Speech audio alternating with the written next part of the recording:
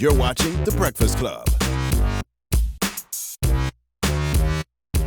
Morning, everybody. It's DJ NV Angela Yee, Charlamagne the Guy. We are The Breakfast Club. We got a special guest in the building. Yep, natural-born hustler, entrepreneur. Jim Jones. What's up with y'all? Welcome back, sir. How y'all feeling? I be introducing Jim as an entrepreneur to people because he'll come in here with random facts like New York got the best water. Tell us why. That's right. Yeah, for real. I was trying to bottle up. I had the project. When they said that on the news one day, I was living in a project at that time. I was like, man, we could set up a few apartments and make a killing off this water. Mm-hmm. That was when I was younger, teenage. Right now, I got phones for sale. I brought y'all a couple phones. Okay. See what I mean? He's like, I ain't selling water right now. I'm selling phones right now. Word. I ain't selling water right now. I'm selling music and phones and a couple other things. What's that? What is that? Like the high age burnout or something? What's that? This is VL Mobile. Okay. I got a phone company, phone service, provide the service just like Boost and Cricket. Got some good deals with all the best phone company antennas and we good. A stack of SIM cards right now. Yeah, because I've been giving these out to lovely people like yourself as I've been doing promo for the album and doing all these interviews and stuff like that. So I want people to know it's real. So everywhere I go, I kind of turn on some phones for people and things like that. Now I had this rushing down here, so I missed the phone. So I don't know if I'm supposed to make y'all choose for one and leave one for baby girl, or y'all just take it and say somebody stole hers. I don't know how you're gonna do that, but I can send one later. I just was rushing out the house. Well, she ain't here, so she don't get one. That's that's grimy niggas in here. I'm gonna take it, but I don't know if I need two phones in my life, man. I don't know how the wife will feel about that, having two phones. Oh, it's a novelty. Yeah. It's a side nigga phone. Don't worry about it. Give it to her. What got you back into music? Because at one time you was done with music, and you was. I don't want to say I was done with music. I took a little hiatus. I've done a lot of music that kind of burnt me out. So the music I wasn't doing they wasn't letting it get to where I needed to go to make some money off of it. So I had to start to do different things to make sure that my bills was paid and my family was all right. And then I ended up doing a Rock Nation deal, and that was one of the things they wanted me to do when I went over there. It was like, you got to get back in the studio, bro. But you the kind of artist you do shows off catalog though. Yeah, 100%. I still shows every weekend, hostings every weekend, things like that. So, it's part of the game, man. Ups and the downs. What does the title "Wasted Talent" mean? I mean, shit. Everybody has somebody or been accused themselves of a talent that they had that they wasted in their life. Best example I could tell, because everybody always think wasted talent is so gloomy and it's like a harsh. Nah, the best example I could tell of the wasted talent I'm trying to explain to y'all is how my brother Cam had got kicked out of college for playing basketball when he could have probably had a chance to go to a different platform, maybe the pros. And with that we thought he was wasting his talent, but he ended up bouncing back and become one of the illest rap superstars of our times and things like that. So there's a lot of different variations. Also, wasted talent comes from a line inside the movie Bronx Tale, and if you've seen the movie Bronx Tale, they have two characters in there. One name is Sonny, the mob boss, and the young kid name is C. And Sonny was grooming C how to move in the streets and be a respectable man when you're moving around like a mobster. And one of the lines in the story was, the saddest thing in life was wasted talent. And I feel like at my point in this game, I feel like Sonny schooling a bunch of C's out here, because young niggas need a little bit of guidance. I feel like Bronx Tale inspired the whole album. It did, 100%. Yeah. 100%. I was watching it one day, and that shit just resonated with me when he said the saddest thing in life is wasted talent. I was like, exactly. Yeah, I was like, I'm gonna run with that, because I've seen it all too often. And Harlem is always a basketball story. We can name tons of basketball players that really should have had a chance to go to the NBA or had a chance to go to college, but sometimes the biggest platform they get uptown is the Rucker Park or the Dykeman Park, and they don't get to go no further than that. And sometimes you don't have no choice but to waste your talent, because you ain't got the outlet for people to see it and things like that. So it's a big variation, but I refuse to let myself be wasted talent. Are you still independent? Are you independent completely? Yeah, 100%. Shouts to Empire. Shouts to my dude Ghazi. I've been doing business with Ghazi for like 6 years and stuff like that. He's a dope ass businessman. You didn't like the label side of things? I did, but when I end up doing my label deal at Sony, it came with a lot of politics. It was in the midst of a very hot situation in my career, and some of the people that they were acquiring as business partners didn't agree with me being in the. It just got real sticky, and it kind of me doing my biggest deal at the wrong part of my life. You understand what I'm trying to say? So that's when Jim had the real gangster stigma on him. Liability. Nasty. Yeah. Nasty. So, you know what I mean? I mean, I got the money from it. I wasted it and all that. So, you know, it's cool. But we back. I mean, you live and you learn. One thing I refuse is to stay down. I'm a hustler. Like, I was never really a rapper. I was always a hustler. So the one thing in the back of my mind is stay on the grind, always make some money no matter what it is. Rap ain't the only thing that makes money out here. And as you see, I do a slew of other shit so I can stay afloat. What calmed you down so much, though? Because you talked about, you used to run around with 30 people. It was, knocking people's heads off all the times. And you calmed down a lot. Like 90%. The funniest line on the album is when you be like, yo, I told him what I did to Nas. You're like, oh, man. Like, you didn't even want to finish what you did. Yeah, it was just like, damn. I was writing it like, that line is so easy. Like, I got to do it. Fuck it, man. Like, damn, but fuck it, man. But nah, I tell everybody, Nas is one of my favorite rappers. It's just we got in the game at a time, just like when Iverson came in the game, it didn't matter who was in front of him, Michael Jordan. Everybody's competition, even your idols become your rivals and stuff like that when you got in the game. But Nas has been me and Cam's favorite since we've been in high school and things like that. So. And how did Dipset get back together? How did y'all squash out all your problems and beefs and start going on the road with each other? When I seen the commercial of you and Cam playing basketball, I was confused. I'm not gonna lie. It seemed so real. It didn't even dawn on me that y'all was reenacting New relationship. Jack City. I was like, yo, what's that? I said, they got an interesting relationship. They back mad at each other But again. I'm like, that's their relationship. He's mad again on the court and showing everybody. We was watching it in here. I'm like, you was confused? Yeah. I didn't dawn on me until later, like, oh, they was reenacting New Jack City. Tuma Mbasa. Shout out to Tuma. You know who Tuma is? Mm-hmm. If anybody know who Tuma is, he's the most genuine person in this whole industry that I have ever met. He's never showed any aggression and always gives the shirt off your back if he needs to. He's that type of person, like genuinely the most genuine person in this industry that I've met, I can say. So to tell Tuma something like no is like, damn, you feel very bad. And Tuma was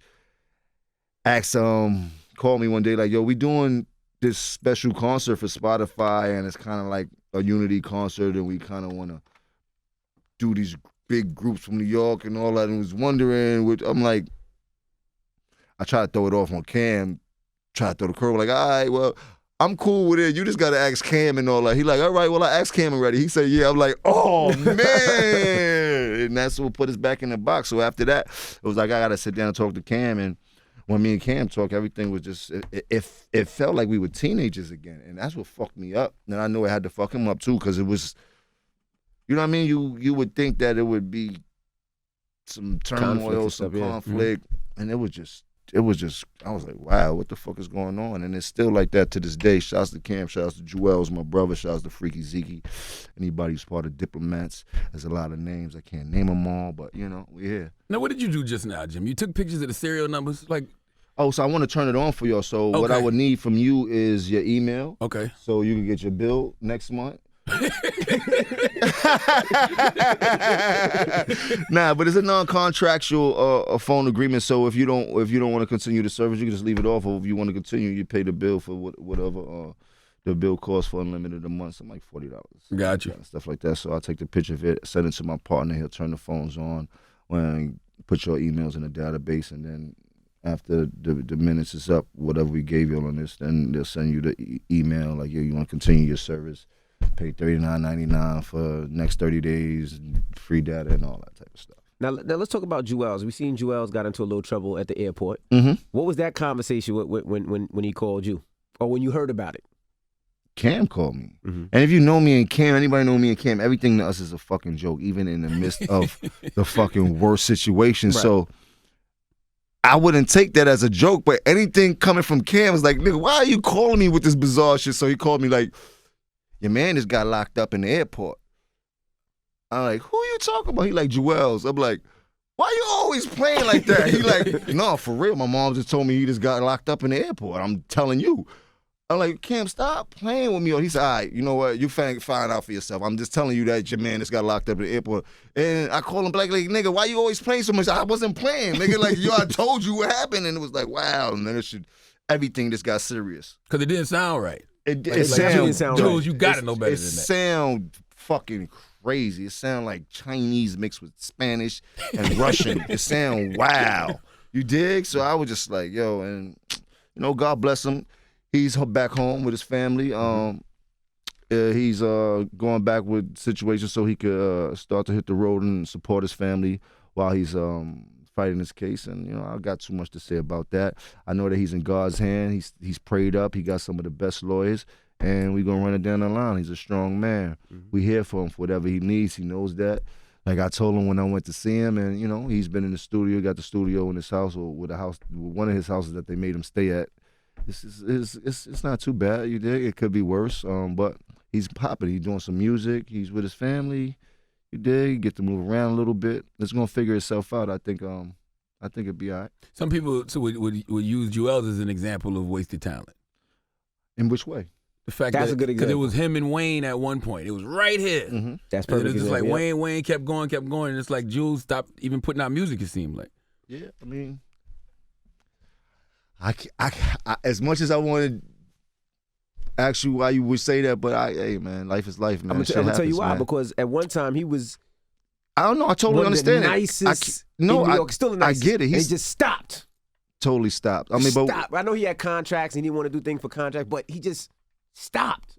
And not like a year, like stop. 10 years. Stop. Like he went on he went on the real hiatus. I can't say too much about that, but I know that this game comes with a lot of demons, and we fight them daily. And some people go through longer battles than others. You dig? Or maybe he was comfortable because we all came to him numerous amounts of times. Like, why don't you put some music out? Why don't you put some music out? Which he has literally thousands of records inside of his hard drives. Right. Like, you dig? So it's not like he just took off and wasn't doing music. Like, y'all might want to fight him if y'all go to the studio and he play your 10 records. You'd be like, you ask him, bro, you really, what's up with you, bro? You tripping? Like, but everybody got their method to their own madness, you dig? Yeah. And whatever it takes in life to spark that fire back up, it seems to be happening now as he's putting out music, as you see him back and forth on IG. So I'm just here to support him, and if it's time to put out music, I can't wait to get to the crib to do music with him and go crazy. Now he called me yesterday, and when he calls me, that's you. He ain't called me in 7 years now. So when he calls, he's ready to rock and roll. So I was happy to get the call yesterday. He listened to music over and he's there, a particular person. Like, when I see him put music out, then I know because he, like y'all said, like, he goes black. He's not gonna do nothing for anybody, but till he feel it. I seen him put music out the other day. I said, yeah, he got something up his sleeve. Made me feel good. Like, you dig? Like, he not just sitting in that house and not doing nothing, trying to figure out or letting his situation fuck up his focal point on still being able to be out here and get lit and get reacclimated to this game and get back to it and shit like that. That's what we do. We seen other people do it, but it's not haven't been done too many times. But, you know, he back. How do you keep your ties to the streets so fresh? Because it's like you've erased the stigma of being a liability, but you still got a lot of connections in the street. Like, I hear you on the 5 a.m. record talk about hitting the block and hitting the Chinese store and getting lo mein and iced tea and chopped cheese. If you see any of the videos I did, I've done every video in Harlem with all the artists. So I had Yo Gotti in Harlem. Who else we had? I had YFNL Lucci in Harlem. I just did the video with Jadakiss in Harlem. I flew Mozzie from the West Coast. So I did his video in Harlem. Like, that's what we do. I'm from Harlem. Like, it ain't nothing like Harlem. And if you know anything about it, Harlem is one of the dopest places, the best landscapes you can have in the country and things like that, especially in summertime. And this is the feeling that I'm trying to give back to them, because there's a lot of gentrification and the landscape of Harlem is changing and everything, but there's a certain soul about Harlem that seems to be forgotten about, or they trying to seem to dismiss or so I'm just, you know, trying to restore that feeling of what it was like when we was coming up. You know what I mean? I know things are different, but boy, oh boy, do I miss the Harlem when we was coming up. So that's what I'm trying to show in these videos by bringing all the artists that had jumped on my album and asked them if they'd be willing to come to Harlem. And all of them had no problem. All had a ball. Came, drank, smoked, chopped cheeses, goons on deck, lovely time, police showing us the respect that we show them. Like, you know what I mean? Like, I asked Jada, we just was on Lennox for like 9 hours the other night to like 2 in the morning and things like that. Police came out, they saw me and Cam out there. They like, y'all already know what it is. Something go wrong is on y'all, and they just left it like that, and we kept, you know what I mean? So, y'all did a video for Dustin Powder? Mm-hmm. Oh, all right. A lot of people don't get to experience that time, and they don't understand how great New York was at that time. You know, 125th Street, and it was a car show, and you didn't have to worry about anybody getting shot or anything like that because it was too much traffic. You wasn't getting away. Yeah, it just was the Grand Tomb, the Harlem Week, everything about Harlem great, is just a feeling, and you know. What is Grand's Tomb? Grand's Tomb was a place where everybody would gather. I guess it was.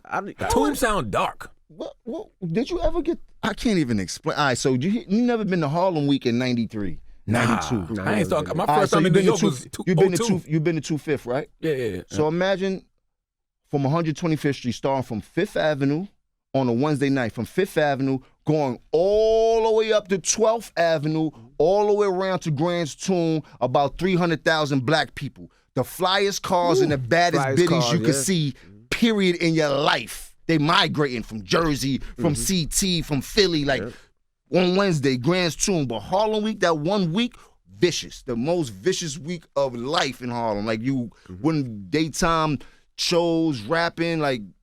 Used to go clean your car to drive through Harlem slow. Everybody blasting I saw music. Paid in Full, man. Paid in Full was 5% of what you could imagine was out there, bro. That shit didn't explain it the way it needed to be explained. Not Harlem Week anyway. Harlem Week was like a grown-up playground, like a grown-up Great Adventures, like nigga, like you know, like yo, bro, champagne everywhere, niggas and bitches dancing on top of the bus stop like a dance floor. It's 30 people on top of the. Am I lying? No, serious. On top of the bus stop, bro. Like, you been to Freaknik before? Yeah. That's what the whole thing was. Got you.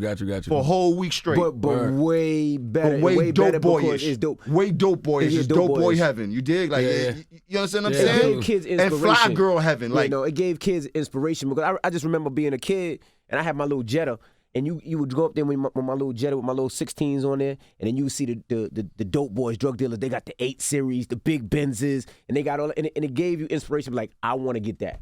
I want to get to that level, and that's why I always work so hard. But after I work so hard, there's nowhere to go now. You got all the whips, bro. I got all them kids now. There's nowhere to go. But you got Instagram now, so you don't gotta go nowhere. You just put it on Instagram. All you gotta do is go to work, man. They gonna see it, man. God damn it. Now let's talk about this. Which I was very impressed about, and I feel like people don't support you enough, and I wanted to go support you, but I haven't had a chance to. You got an indoor football team, and I think that's the dopest thing. Like it's an investment that you did, and I'm like, damn, we don't support Jim enough on this. Man, and I've been up at Rock Nation talking to OG, who is the owner of Rock Nation Sports, trying to get all the support I can and trying to help them understand what I have here and what we can turn this into as far as us being a culture and how we always turn things to the light with advertisement, notoriety, and the platform we have. So I'm part owner of the Richmond Rough Riders, which is a professional arena football team in Richmond, Virginia. Last year we won the championship. This year we in the AFL league, which is the #1 league for arena football. We 7-0 this year. Every 7 home games, I try to make it to every home game. Arena holds roughly like 12,000, which I'm trying to actually fill up to capacity. And that's but it's going to take some time. We should be able to time. support you. Like I'm like this. He owns a team. It's a big platform. It's a huge platform. It's built for nothing but brands, sponsors. You know what I mean? So this is the first year that my first year that I'm learning and understanding and figuring out. And so next year I come back with a foolproof plan. And and have the radio become a part of it. Now, I want in, man. I want, like I said, if I'm free, If you want to buy a team. No, you can. You can. Like, so I was talking to them about buying the whole league. See, my whole thing is I did this deal that I now that the league that I'm in has seen what I've done for the team that I'm in, just from the media and all of that. So everybody wants a part of it. Now I got a chance for 8 more teams to add somebody else with an ownership package like I got. So I could put a Yo Gotti, a Fat Joe, a this and that, a Meek Mill. So imagine if Meek Mill owned the Trenton team and now Trenton is playing Jim Jones' Rough Rider team and Meek and Jim is in the building. The arena's going to sell out. Right. Imagine we got Wyatt and Lucci come and do halftime performance at the Richmond Rough Rider game that's now playing Yo Gotti's team, the South Carolina Titans and all that. Like, You understand what I'm trying to bring now? Not even that, with the merch. All these kids rock football jerseys and football hats. So I was telling OG, man, if you put a Rock Nation plane on one of them football jerseys and Jay was a red football jersey with the hat to match, guess what happens with that merch? Boom. Out of here. Booming. You know what I mean? Like every arena could have a Ciroc lounge, a Duce lounge. Like we could culture appropriate this shit and clean up. And now we have a league, because I got ex-NFL players on my team that's on Greg Hardy, one of the best players that was in the NFL at his position, came off the Cowboys. He played on my team like the best defensive player. He be going crazy on the line. But what I'm trying to say is this is a league where the NFL actually looks at the tapes to see if there's some athletes that they can snatch back up and bring them back into the NFL. And then also there's college athletes, like y'all know, that's dead nice, graduate, didn't get to go to the draft, but still got the itch to play ball. This is the league for them to get in, and maybe they can sneak back in the NFL by getting in this arena football league. And if we get the be a farm. It could be like a farm where like you said, the NFL teams look at these kids and look at these people and say, oh, he's dope, he can make it. Kind of like with John Starks and Anthony Mason got to the Knicks. They were in the farm league and got pulled right up. But it's I seen the potential with that. Nah, it's dope. They got it's like a gladiator type of sport, because all these players in the arena, they got their own fans, and the fans go crazy for them. So it's like you said, bro, I need some help in a big I'm with way. you. You need me to DJ in those arenas? Need me to come out there? It's a multi-million-dollar business that we really need to shake up, and that's one of the problems. And I've been part of the problem too. I mean, not make it seem like but that's one of the problems in this hip hop culture of ours. We don't support or give a helping hand as much as other the Caucasians cultures do. You called it, as much as the Caucasians do. Like, we seem to don't want to see another man jump up and become as best as he could be. Like, and that's why, not to bring it back up, but that's what I mean about the whole Supreme thing. Like, all these rappers are wear Supreme to the socks. But if you own Supreme, none of them rappers would have been wearing Supreme. Yeah, I saw your post on Instagram where you was like, they owe us a cut. Nothing about, but that's just me being me, being an asshole. But I'm talking about the hip-hop culture as far as supporting one another that can make loads and shitloads of money. We rather let somebody else that's not a part of the culture take all that money. 100%. You understand what I'm trying to say? And then it's difficult for the culture to get. Like, these kids out there have to beat each other up and triple and quadruple prices. So right now I do the football league, right? It don't go the way I want to. A white man comes with a shitload of money and start paying these rappers to come be owners of all the team. All them niggas gonna go do it. You dig? All right. That's what I be talking about, the hip-hop game. Like, we got to learn how to start making some money with our own self instead of, you dig? Sometimes 100%. The back end is better than the up front. That's why I'm very intentional of, like, stuff I wear. Like, I'd rather wear some Rock Nation stuff or, somebody I know a brother getting this money back. I mean, I mix it up. There's with a little fly shit. Like, it's a mix. But what I'm saying is we do need more support as a whole inside of this hip-hop culture, because we missing a shitload of money, even with the fitness shit that we do. Even as this so many lanes that we could grab and create many more jobs for people around us and other people in the culture and shit like that. But who am I? Side note, I know you and Azalea Banks were going back and forth with each other. I ain't beefing no more, right? I don't even know that shit. Okay, all right. I don't even Just want to know. make because I don't even know her claim to fame, like what she do. I really don't care what she could say about me. That shit could never even matter to me. Like, okay. Why you even had to bring that up? No, because you booked out here after, and I didn't want to walk out there and see I texted her and I said, look. What is she gonna do? Like, that's what I said. I know. Nobody would do nothing. I want to go out there, beat the shit out of them. That's the reason I want to give them a heads up. Like, that shit, I kick her security and they ass out here, bro.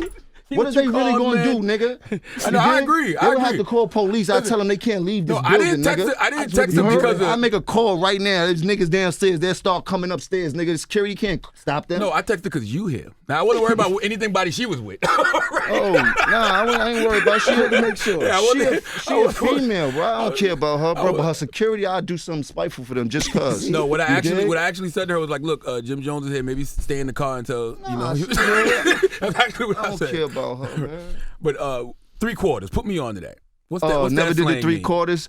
Air Force Ones.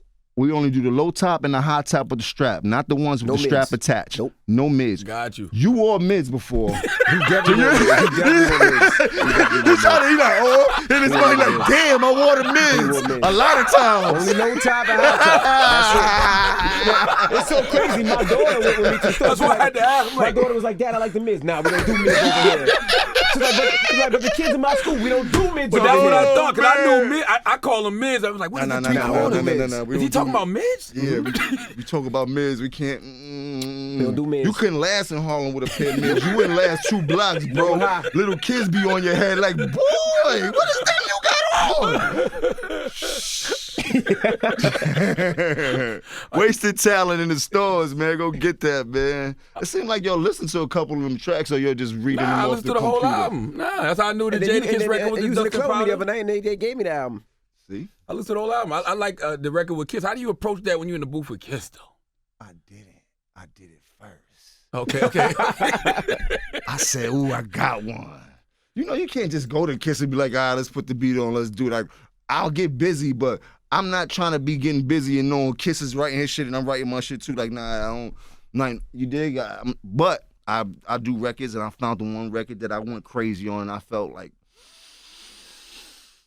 this would be a task for Kiss. I'm going up there. And when I played it, that nigga was like, ooh, we got feet! We got heat! He went crazy. Boom, slow this up! We got heat! Where I went up to YO in the studio, and he just went crazy on it, loaded it up right there on the spot, smoked a couple blunts, talking shit. And in 10 minutes, he just went in his own little zone. Talking to a nigga that only so dust and powder. And he went crazy. I said, wow, man. So there's things like that still excite me to get music from certain artists, whether I could be in the studio or whether they just do the record and shit like that and send it back. I be getting hyped like, oh, nigga really did it. It's lit. All diplomats sound great on Heatmaker records. Yeah. Like, why y'all think y'all got such a chemistry with them? Like peanut butter and jelly. Them and Just Blaze records too.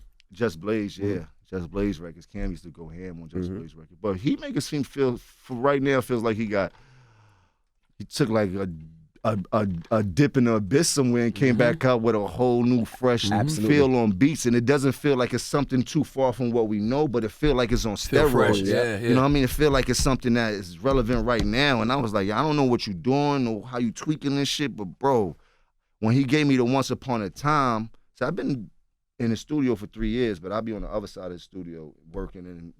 And then this past year, we just started, he gave me the Once Upon a Time beat, and I was like, I need 10 more of these. And I just started going to his side of the studio from this whole past year, and he just been loading me and Canada. Like, me and Canada got like 20 records, like 20, 25 records done on Heatmaker's beats alone, and then we got other various, you know, so we working. So y'all could drop a Dipset project. Oh, yeah, we ready. We ready. We Joel's got records with everybody. We ready. We been working. We ain't just been like, nah, we working. We pulling up. Cam been pulling up to the studio. I go to his house. Joel send us something. Joel's finished something, send it back. Like, we been working. We got some shock therapy. So what we like to put out is the EP. We going on tour in June. We like to put out an EP around that. Shoot some videos probably while we on tour. After the tour come back, we want to work on a Diplomatic Community Part 3. Put that out, and Cam's been talking to some movie people about actually shooting the real Diplomat movie. So that should be fun.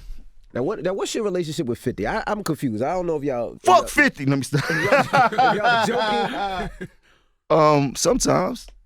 See, you can't play with them two. No, them you know two, what I'm saying? you They don't both never know. cancers. You know what I mean? They might go too far with each other, then end up a nice little tussle. Yeah, and then hug it out. That's my nigga. Like, I love him. We got in a funny, aggressive friendship competition in all matter ways. Like, you know, I say that the best I could tell you is, you know how when you slap box and almost sure that slap box is gonna turn into a real fight? Absolutely. That's me and him. You dig? Yeah. You smell me? I can see it happening, yeah. You smell me? I see it going, like, he has no filter, you have no filter. I'm like, where's this gonna go? Yeah, shoot it, nigga. Shoot it from here, nigga. What you talking about? Now, shouts to 50. I appreciate him because he started fucking trolling me around the time my album was coming out, which was pretty dope. So that it meant to me, it felt like it turned, you know, it was dope. Like, it felt like he listened to the album, felt like he understood the direction I was going, and he gave me a little spotlight. Like, let's not forget that 50 is one of the #1 entertainers in the world. Not 100%. to forget he got the one of the #1 TV shows on television. Like, he's one of the people you hate to love. Like I was telling somebody, as soon as you want to say fuck that nigga, he do some shit that make you be like, man, that nigga's ill though, ain't he? You heard? Like, so, you know, shout out to Fifth, man. Appreciate you, man. It started in the gym, right? It started in the gym, man. He think he could get busy in the gym. I told him that even with a hurt arm, I could lift more than him pound for pound. He looked big, but I don't think he ready for this gym work. You dig? I want to bait him to boxing. Let's see if we get one of the promoters give us like 15, 20 million and do a boxing fight. I'd definitely shoot the fair one with you for 20 million. He'll do it. He'll box. Definitely Fifth was a Golden Glove at one point. Yeah, he was. I don't give a fuck if he was a black belt. I'm thinking about the 20 million. You talk about his Golden Glove, nigga. I'm talking about the 20 million, nigga. Shoot it, nigga. You heard? I got a losing spirit for 20 million. I don't give a fuck about nothing, nigga. You heard? You know you got them. We could do it, nigga. Let Mayweather train you, and I'll figure out which one of these boxers I want to train me, nigga. You heard? What's up? Get the money, Jack.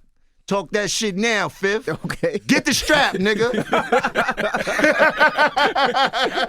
I had one last question I wanted to ask you about. I think it was the Wasted Time podcast. You said you had the opportunity to sign J. Cole back in the day. I had the opportunity to sign a lot of people. Like even with Meek Mill. Shout out to Meek. Back in the days right before Meek was getting signed, they used to bring him up to my studio damn near like every night and just trying to sit in there and figure out what he wanted to do his next step. And that was at the time when I was just in my beginning my hiatus. Like I had got the money, but it was like these niggas is boxing me out. So I was telling them I'm not really doing music right now. I mean, I'm doing music, but I ain't really doing music if you understand. So I'm not trying to block nobody's blessings, but tell me who trying to fuck with you. And he was like, Fat Boy, Ross, and all that. And I was like, man, out of that, the best shit you could do is Ross. And at that time. And I wish at that time I knew that. I wish at that time I had a little bit of power left where I could have grabbed him, because I knew Boy was vicious. Right. You did? Because Kev, fucking Cosmic Kev from Philly been telling me and Cam about him. Like, we got this kid named Meek Mill that's vicious. He got this record in my bag and all that. But J. Cole was literally in my studio every day, damn near, when I was doing Pray for Rain, when I got that big check from Sony. And once again, I knew. You dig? Like, I knew where I was at in my career when I got that big check from Sony. I felt it. They gave me the money, but I knew it wasn't going right. I'm like, something ain't right. They boxed me out. I can't breathe. It felt like I couldn't breathe. I was making good records, but it felt like I couldn't breathe. And I would watch that kid come in and rap. I didn't know he was sounding like Drake, but I was like, the kid ill. But in the back of my mind, I'm like, bro, you can't stifle anybody's career if you know the shit you about to go through. You got to buckle down and hold tight and come up out of this and then get back to doing all that and give the best advice you could give to some of these youngsters you can until then. Because if I would have signed a lot of these artists that I wanted to sign at that time, they would have been mad at me. Mm-hmm. You dig? I would have probably slotted a lot of people's careers that could have really been popping because of what I've done in this game, and it would have trickled over to them and shit like that. So, any artists you're looking at now that you got now? It's a bunch of artists that I deal with, man. That you signed? I mean, that's yours. That's mine's. Yeah, I got a few artists that I signed. That's mine. I don't really talk about things like that. I just like to put some music out. But there's a lot of artists that I definitely help. Like one of my favorite artists right now, 2 of them, 3 of them. Ball Greasy from Miami. Ball Greasy, dope. You dig? That's my boy right there. Like, that's my heart. I seen what he went through. Nice and slow. He had a great record. You dig? Filthy Rich from the Bay. Mm-hmm. Seminary FOD. What's up, Vamp? Mm-hmm. And my boy Trav. Trav from Queens, Southside. Y'all know him. You got Trav on a couple records. Yeah, but these are the people that stuck with me. These are artists that I feel are so dope that could be doing a lot, but these artists stuck with me in the midst of everything that I had going on, and they believed in me even to this day. Like, to see this album come out, they be like, see, I told you, bro. If you just buckle down and do what you're supposed to, we back at it. So these are people that I cherish more than artists, but there's a slew of them that supports the Vamp Life and Vamp Life artists like Fat Fleet Knox. I got Quick Trip from Atlanta. It's a lot of them named down the line, but I've been helping out a lot of artists, and a lot of them been holding on for me to get everything I need to write to continue this business. So I appreciate them for that. But this year, once the summer's over, I plan on putting out like a new project every month for like 3 years straight, because of the power of distribution, that you don't have to spend any money anymore like it was when we was younger. So this is the best time to pull a Master P when Master P was doing it, when it took $1 million to put out every project. You know what I mean? Mm-hmm. And he was doing like 20 projects a year back then. So right now, if you got a nice distribution situation like I do through Empire, you can start snatching up all these artists that don't know how to put their music out. They just put it up on mixtapes.com and not receiving any residuals, or don't have nobody to monetize that because they just throwing it up there.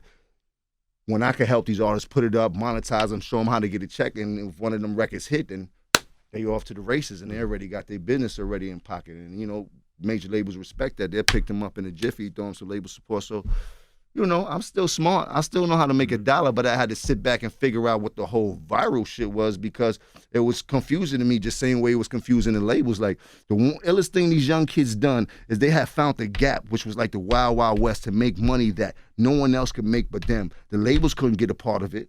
You dig? And damn near the internet only had to take a fee from it and shit like that. Only now is the labels catching up and how to monetize to make money off these artists. That's why they be implementing people like Empire, because he got a foolproof template of monetizing this music for these artists to make some money, and the labels was lost for a few years, and now we all learning.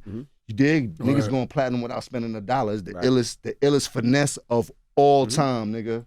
Get you a few 100 million streams and you went platinum. Yeah. I'm not from that day. I didn't understand it. Like, we get a free platinum and nobody had to spend no money. What are royalties like, though? Are they making money? It's platinum, bro. 1,500 streams is one sale for your album, bro. That's a royalty right there. Right. It works like that. 1,550. 1,500 streams. I thought 150 streams. 150 I streams. thought 150 No, was that's one sale. 1,500. Bro, are you serious? No, you're right, 1,500 streams. You serious? 1,500 I wouldn't even came to this interview today, bro. What are you talking about, bro? What? Shit, why do I need to go to interview for? I cashed in. Shit, but no, 1,500 streams is one sale and multiply up and shit like that. That's when you see these artists like J. Cole, what he bust out, did 900 million billion fucking views his first week. He cashed in already, whatever you dig. Like, and it's incredible to me. Like, fuck it, let's move with it. And I be hearing a lot of older artists or older people kind of hate on the younger generation. And I'm here to say you need to learn from these niggas so you can continue your bag. Absolutely. Because the old bag is going to run out because them rules don't apply in this world of music today. You know what I mean? That's a fact. But we appreciate you for joining us. Jim Jones, Dipset. album Wasted Talent. You can go stream it, download it right now. Pick it up. It's The Breakfast Club. Good morning.